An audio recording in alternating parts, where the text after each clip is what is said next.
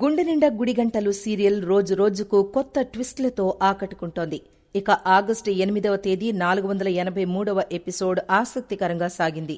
Tiffin తినడం కోసం Manoj, Rohini dining table దగ్గరకొస్తారు.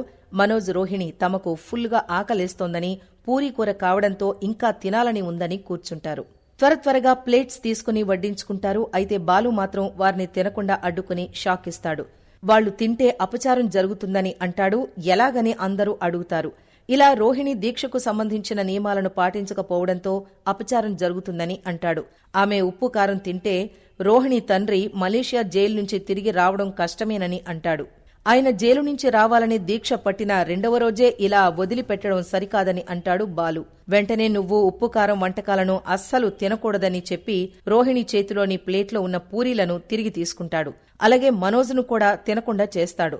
భార్య దీక్షలో భర్త కూడా పాలు పంచుకోవాలని మనోజ్ను తినకుండా ఆపుతాడు.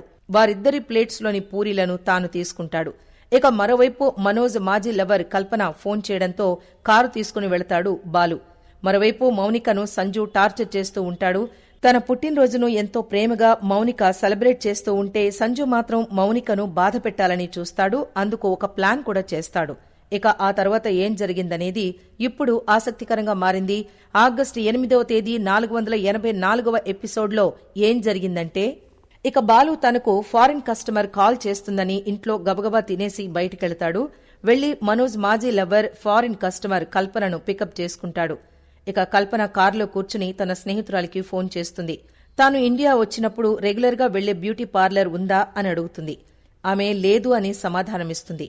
ఇక ఆ మాటలు విన్న బాలు వెంటనే కల్పనకు సలహా ఇస్తాడు. తనకు తెలిసిన బ్యూటీ పార్లర్ ఒకటి ఉందని, అక్కడ బాగా చేస్తారని తెలుపుతాడు. మీరు ఓకే అంటే అక్కడికి తీసుకువెళ్తానని అంటాడు. దాంతో కల్పన ఎక్కడైతే ఏంటి తీసుకెళ్ళు అని అంటుంది. బాలు నేరుగా క్యాబ్ను రోహిణి వాళ్ల పార్లర్ దగ్గరకు తీసుకువెళతాడు. ఇక కల్పన పార్లర్లోనికి వెళుతుంది. అక్కడ కల్పనను చూసిన రోహిణి షాక్ అవుతుంది. ఆమె కోసమే వెతుకుతూ ఉంటే కల్పనే ఎదురొచ్చిందేంటా అని ఆశ్చర్యపోతుంది. వెంటనే కల్పనను రిసీవ్ చేసుకుంటుంది. ఇక కల్పన తనకు ఫేషియల్, ఐబ్రోస్, పెడిక్యూర్ వంటివి చెయ్యాలని చెప్తుంది. దాంతో రోహిణి తప్పకుండా చేస్తాం మేడం అని బదులిస్తుంది. మీరు రిలాక్స్డ్ గా కూర్చోండి అని చెప్పి బయటికెళుతుంది. మనోజ్ కి ఫోన్ చేసి ఎక్కడున్నావంటూ అడుగుతుంది. ఒక ఫైనాన్షియర్ దగ్గర ఉన్నానని, కెనడా వెళ్లడానికి డబ్బులు ఏర్పాటు చేసే ప్రయత్నంలో ఉన్నానని చెబుతాడు మనోజ్. దాంతో రోహిణి అదేం అవసరం లేదు, నీకు డబ్బులివ్వడానికి ఒకరొచ్చారు, నువ్వు వెంటనే పార్లర్ దగ్గరికి రమ్మని అంటుంది. ఎవరిని మనోజ్ అడుగుతాడు. నీ మాజీ లవర్ అని చెబుతుంది. దాంతో మనోజ్ షాక్ అవుతాడు. వెంటనే వస్తున్నా అంటూ అక్కడికి చేరుకుంటాడు. ఇక మనోజ్ రాగానే కల్పనపై మండిపడతాడు. నిన్ను ఎంతో ప్రేమించి ఎంతగానో నమ్మితే నన్ను మోసం చేస్తావా, పైగా 40 లక్షలు ఎత్తుకుపోతావా అని ప్రశ్నిస్తాడు. మోసపోవడం నీ తప్పు, దానికి నేనేం చేయలేను. అయినా నువ్వు నాతో 6 నెలలు కాపురం చేశావు కదా, దానికి డబ్బులు చెల్లు అని అంటుంది. వెంటనే బాలు కల్పన మెడపట్టుకుని నులుముతాడు. నిన్ను నమ్మితే మోసం చేసిందే కాక పైగా నన్నే మోసపోయానని అంటావా? నీ వల్ల మా ఇంట్లో నేను మోసగాడిలా మిగిలిపోయాను. లక్షలు మింగిన వాడిగా ముద్రపడింది.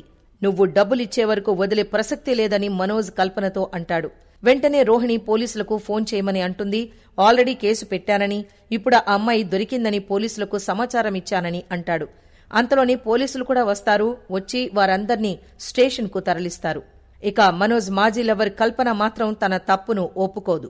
అసలు నేనెవర్నీ మోసం చేయలేదు, నన్నే మనోజ్ పెళ్లి చేసుకుంటానని చెప్పి మోసం చేశాడు. ఇప్పుడు వేరే పెళ్లి చేసుకున్నాడు, మీ ముందే ఆధారం ఉందని షాక్ ఇస్తుంది.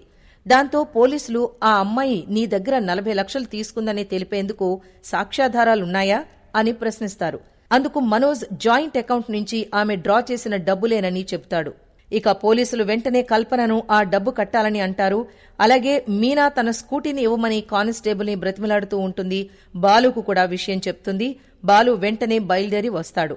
అయితే మీనా పోలీస్ స్టేషన్లోనే ఉన్న మనోజ్, రోహిణిని చూడదు. ఇక ప్రోమోలో కల్పన 40 లక్షలు ఇస్తానంటూ బాలుతో సాక్షి సంతకం చేయిస్తుంది. ఇలా 40 లక్షల వ్యవహారంలో బాలును తెలియకుండానే ఇరికిస్తారు. ఈ సందర్భంగా ఏం జరిగిందనేది ఇప్పుడు ఆసక్తికరంగా మారింది.